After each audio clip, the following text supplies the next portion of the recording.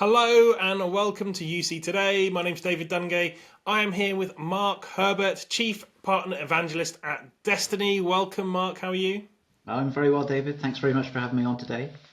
So, Mark, I'm very excited for today's discussion. We're going to be talking about voice services and in particularly empowering the channel with those voice services. But before we get into that discussion, would you like to give us a really quick rundown of yourself and Dstny? Sure. So Dstny are a large European service provider, telecommunications service provider group, and we've got country presence across Northern Europe as well as through our work with service providers, a global presence as well through our cloud products. My role here is really looking after some product and also our senior partner relationships and also evangelizing about our services, hence my title. It's got to be kind of the best job in the company, I think. It's a great title, Mark. So, well, let's get into that first question, maybe around some challenges. What is previously kind of or typically prevented channel partners from selling voice services? Yeah, I think the channel partners I think we can talk about here are really the kind of traditional IT channel, the guys who have a fairly large share of the customer's budget in terms of their IT spend for server and workstation services. Voice for them has always been kind of off to one side and something they don't fully understand. I think the problem with voice services is some of the terminology as much as anything. The technology is not very complicated, but it's kind of shrouded in this mystery of its own language, So I think much of the channel feel apprehensive about it because they simply kind of don't understand the language. But really, once you do, or if you can immerse yourself or get yourself into that, then I think you find it's just, it's no more complex than the IT stuff you're looking after. But interestingly, there's a large budget assigned to voice. So it's useful for the channel to think about how do I kind of increase what I'm doing with my customer. Is there work I can do around voice now as well, which was the preserve of the traditional voice provider. But I think now we're seeing unified communications, especially from the big, providers, Microsoft, Zoom, Cisco, and so on. That's much more easy for the IT guys to get a handle on, especially Microsoft, where they're already doing the Microsoft stuff. So it's an adjacent technology. And I think that's why we're seeing such a good success in Teams. Yeah, absolutely. It's not quite the dark arts as what we used to refer to voice as back in the day. It's a lot has changed in the last 5 years particularly. So well, maybe let's talk about the here and now. You talked a little bit about the opportunity, but why is now a good time for those IT resellers and MSPs that you just spoke about to consider selling voice, especially via Microsoft Teams or maybe some of those other big ecosystems you mentioned there? Yeah, I think customers are starting to review what they're doing more. With features like Microsoft Teams and Zoom, they're bringing in some really powerful extra business productivity things like Copilot and AI into services, which are going to be quite revolutionary, I think, over the next year or two. And those are much more useful if you attach it to the voice service, because then you get real-time business analysis of voice conversations as well as textual stuff. So those sorts of things may be a tipping point, I think, for customers where they're saying, I already use Copilot on Teams for my kind of business administration work. What if it also did my phone services as well? What extra benefit do I get and what synergies? So I think we're going to see Microsoft particularly bringing Copilot into the fore, and that's going to drive the customers into the telephony. And I think that's kind of Microsoft's agenda, because they took somewhat the focus off Microsoft Teams Phone a little bit and said, well, we're going to focus on Copilot for the next 12 months or so. And that's kind of a cunning move, really, because what they're doing is saying we're going to actually put an incentive now into the customers to actually pull them through on phone. So I think what we'll see is a lot of customers now are looking at moving from a legacy platform or a cloud platform now into Microsoft, just to consolidate all the benefits of Copilot and some of the AI services that Microsoft are bringing in, and just to make simplicity of management as well. So the IT guys don't have several platforms to manage; they just manage, say, Teams, and that does the whole lot. So I think there's kind of consolidation as well as some of the real business benefits of some of this new tech that's coming through.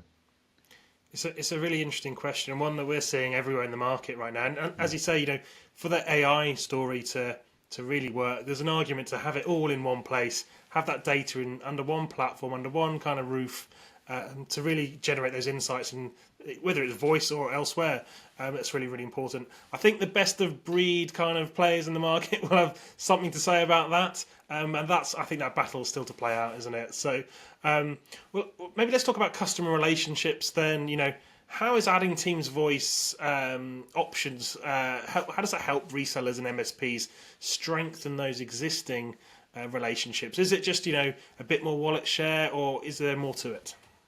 Well, I think there's trust as well, isn't there? If you think a customer today, they tend to think my IT guy does the IT, and I got a guy who does the phone stuff, and the customer may see them as two separate people, two completely separate skill sets.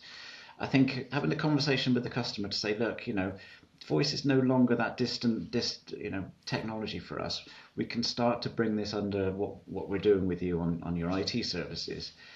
Then the customer can start to recognize you as the person they talked about voice stuff as well as IT. And so I think that trusted advisor role, increases with the customer, increases the stickiness as you as a supplier, of course. Obviously increases, revenue per user. But I think for you as a business also, it kind of just strengthens your offer and your whole security as a business, to make sure that you're dealing across multiple product sets, and you're never going to say no to a customer because they might say, well, my Microsoft's sorted, but what can you do about voice? Well, now you've got the answer to that. So I think broadening your offer as an organization is really important, as well as broadening that trusted advisor role within the customer, taking on more and more of what they need to talk to you about. And for a customer dealing with multiple vendors, they don't necessarily want to. I think they like to consolidate systems as well as suppliers. Just makes life easier, only one bill. Yeah. So that's useful. So, I mean, the trusted advisor role, that is probably the one constant in the channel, isn't it? I mean, it's the thing that in a market that changes so much all the time, that is the one constant that people, really need. So you mentioned there a bit about the positioning. Maybe we could just sort of double click on that for a second. For those partners that are concerned about, competing with those telecom providers or the voice specialists, if you like, how can they position Teams as part of the broader kind of IT services that they offer? Well, I think you don't necessarily need to compete with them. So, say a customer has got their cloud UCaaS provider, they want to stay with them, but they also want to use Teams. Then you, as the IT provider, need to say, well, how do I actually work with the customer to bridge that gap between those two platforms? Specifically with things like Dstny's Call to Teams, which allows you to nicely bring in their existing UCaaS into Teams and get all the benefits of the team stuff, Copilot and so on, without having to rip out the phone system. So suddenly you're giving the customer an even better position to say, yes, I can give you all that great synergy with voice and Teams without having to change your phone system, which is probably today running business processes for you and doing, workstation or work, workstation agent user management, so on. So I think, having some more interesting offers as well, not just a generic off-the-shelf Microsoft thing, because that doesn't necessarily fit all. But if you can then start to combine other tech, then you can, provide some really nice custom solutions, which allow the customer to adopt it more quickly. I think that's the key thing. They may say, well, I like Microsoft, but it's probably a 5-year project to migrate to that from my current platforms. If you can say, well, actually, we can start you on Microsoft tomorrow and run that, you could use it as a bridging tool for the time being, and then start to use that as a migration aid. But you can get the benefits today without having to make big changes, which are costly and disruptive, and customers don't necessarily want to rush into that sort of thing. Well, let's talk about some other things that might be costly or disruptive, and that is mistakes. What common mistakes are you seeing from resellers and MSPs when they kind of venture into this voice space? It's worth noting there are IT people that have done this and have done it successfully. But what are some of those common, errors or mistakes that you see, and how can they be avoided? I guess ultimately. That's a good question. I think. Again, it's looking at the IT reseller going into something new they don't fully understand, maybe trying to do too much in one go. I think they should be open with customers about the fact they're currently developing their business, and start to add in small features. So, for example, going back to that example I gave of not having to change their phone system to get the benefits. So they can go and talk to them about, okay, well, I know how to bridge your existing phone system into Teams. Let's get going on that. It's a relatively small change. We're not going to bring in significant risk into your business by doing that. There's no point of no return on this. And so I think not trying to bite off more than you could chew, and I think also really becoming quite comfortable with the technology. So as a voice reseller, if you're going to bring in new technology, try and use it yourself and become like day-to-day familiar with it. So you can talk to customers with some authority about it, but also if something goes wrong, you say, actually, I recognize what's going on there, and back to your own experiences. So I think that training of your technical people, but also from even the business development guys, if you're using the tech yourselves, you can certainly sell it a lot easier and tell the customers about the benefits and so on, and some of the really interesting usage opportunities. Let's maybe talk about some success stories. You've been doing this for a little while now, Mark. There'll be many, I'm sure, across your business. Maybe you could share some with us where you've really empowered a reseller or an MSP to take on these voice services through Teams and ultimately grow their business. Yeah, sure. I think Call to Teams is now well over 1 million users on that, which is quite a significant part of Microsoft's PSTN services. And what we've seen is the most successful partners, they put Teams first when they're selling a Teams integration. So what that means is when you talk to a customer, the first question you ask is about Teams, not do you want to buy a phone system, but what are you doing with Teams, and would you like to also add Teams telephony on? Because those, certainly the larger customers, the IT teams are already thinking about this. So you need to be seen as the person who can come bring that solution to the currently what they're kind of envisaging as their next stage. So I think having a Teams first strategy is where we've seen our partners be most successful. You get two partners, one that tries to sell them just their platform, and the other one wants to sell them Teams first and pulls their platform through, of course. The ones that have the Teams first conversation are kind of a multiple more successful than those that don't. And when we're talking hundreds of thousands of users on this, so it's the big names that are successful in this, they're talking Teams first, and it's one of their kind of main selling features. If you look at their website, for example, Teams is front and center of what they do. Even though they're a phone services provider, they're still talking Teams because that's what the market's asking for in that way. So yeah, we see that having that Teams first strategy is a real key to success. And although you may feel like you're kind of selling against your own product, there's you have to look at the size of the market. 350 million users is the current Teams market, or 400, however many it is. It's a big market, and many of those are not even using Teams phone, so they're a big opportunity. They're not going to switch off Teams. That's baked in now. So the opportunity is to increase what they're doing in Teams, by selling them your product with Teams. So yeah, Teams first absolutely is a winning strategy in our observation. So. Fantastic. So maybe you could talk a little bit more about Dstny's role in supporting of these resellers and MSPs. When it comes to launching and supporting these voice services. How are you supporting your customers?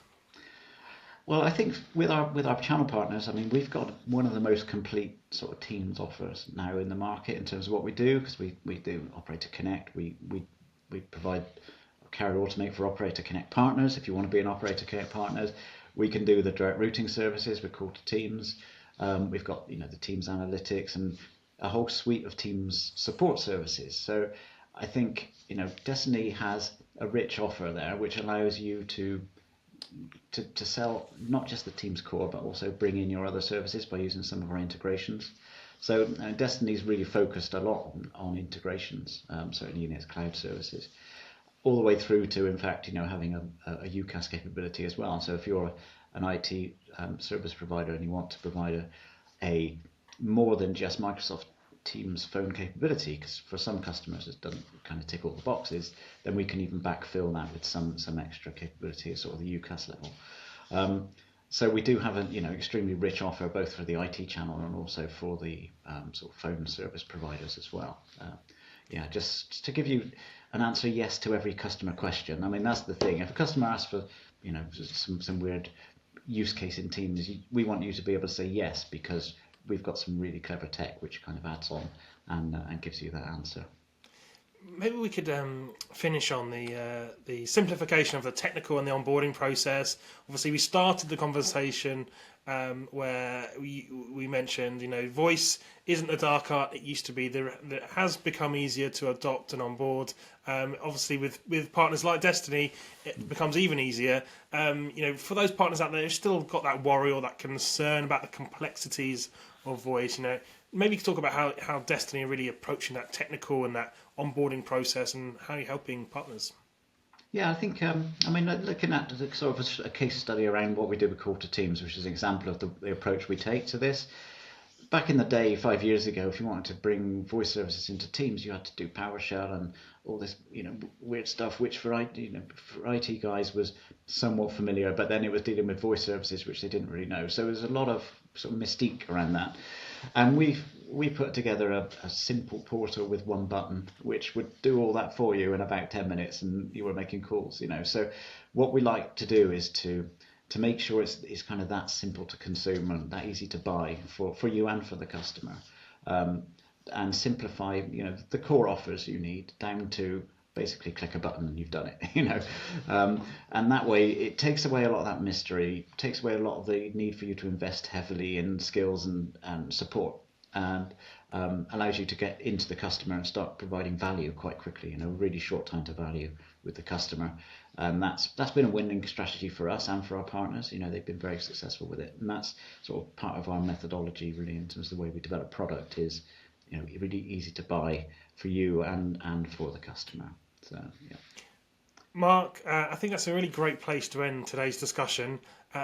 Thank you so much for joining me and sharing some of your insights. It's been a pleasure. Thanks. I look forward to seeing you next time. So, yeah, and thank you for watching. Been watching me, David Dungay, on UC Today. If you like today's discussion, please give us a like and share on social media. That's it from me. See you next time.